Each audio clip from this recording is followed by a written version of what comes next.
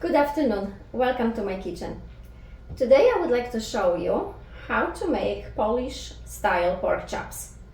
My husband and I are very international if it comes to trying different kinds of foods. We love going to Thai restaurant, Indian, Mexican, Spanish, just trying different flavors is so much fun. We have a friend from Jamaica and he promised to teach me some Jamaica cooking, so I'm very excited about that part. We do miss traditional Polish food, especially my husband. He loves those pork chops. So today I will show you how I make pork chops with some mashed potatoes and a side salad. Those go really well with a glass of red wine for good digestion. So again, thank you for watching. Welcome. So here I have 2 pieces of pork chops, no bone, and now I will need to cover it and beat it. So they are pretty thin slices, and now I will use the other side, but I want to be gentle. I do not want to kill those pork chops, I just want them to be more tender. So just a little bit. And I can put it on the other side, the same thing here. So there is no holes. I use is just salt, pepper, and some garlic. I have garlic with parsley here. And that's all I need. Very, very easy to make. Almost once a week it was on a plate in a Polish home. So my water for potatoes started boiling, and this is when I put my potatoes in. Also, salt will go after my potatoes are boiling for a few minutes. And why is that? Because I don't want to lose all the minerals, vitamins, potassium, and starch in those potatoes. That's why I put it in boiling water and then salt after it boils for a few minutes. And again, here I have my pork chops, and again salt, pepper, some garlic, 1 egg, and breadcrumbs. Some people put the pork chops in flour first, then in egg, and then in the breadcrumbs. And for me, it's okay if I don't use the flour. It works pretty well. I don't need to. Supposedly the flour is making the egg to spread evenly, but I never had issues, so that's why I don't use it. I don't put it. It works great. So I will put my pork chop in egg first,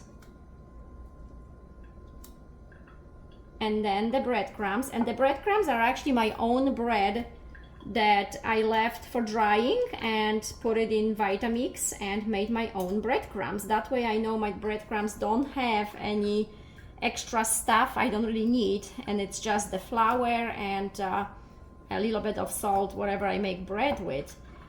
When you look at the labels, you will find about 20 or more ingredients for breadcrumb, because that's how much stuff is in breads. And that's one of the reasons I started making my own rolls and breads and cook more in the house than outside of the house. So this is how it's going to look like. I'm just waiting for the oil to heat up, and yeah, once the crumbs are kind of creating those bubbles, it means this is ready for my pork chops. My husband will have a nice dinner after work. 1 and 2. Those were usually just fried the way they are right now, plain. My husband loves Parmesan cheese, so what I do that after one side is ready and I flip it over, then I will pour some Parmesan cheese on top, and that way he has his pork chop exactly how he likes it. We do not, Polish people don't put milk in potatoes when we mash it.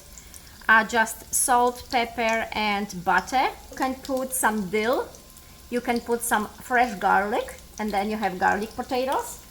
And you can saute some onions and put some saute onions in there. So it's really up to you how you want to make your mashed potatoes, but those are just few options. Okay, they will have a nice crunch to it. And this is when I put the Parmesan cheese on top for my husband. That's the way he likes it.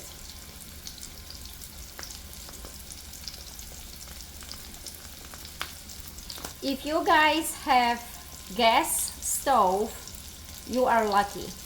Gas stove is the best. You can control the temperature so well. In Florida, most of the stoves are run on electricity, and it's really hard to control the temperature. It's not the same as the gas. So constantly I have to be next to it and keep checking if this is not burning. But it looks good. So my potatoes are done, nice and soft. Once I discarded the water, I put it back on the stove just for a little bit, so the water, the rest of the water, remaining water evaporates, and I have no runny potatoes. So now just butter in there and mash it, and mash it really well so you don't have any lumps. So just salt, pepper, butter, and today I will put some fresh dill. Whatever seasoning you like to put in. If you like garlic potatoes, then put some fresh garlic. I, for any reason, boil more potatoes than I need. I can turn those potatoes into dumplings and have another idea of side dish on my next video. And my daughter, I'm sure she's gonna be helping me because she loves potato dumplings. And here we have it, traditional Polish dinner. Pork chops, mashed potatoes and a salad. And the salad is coming up next.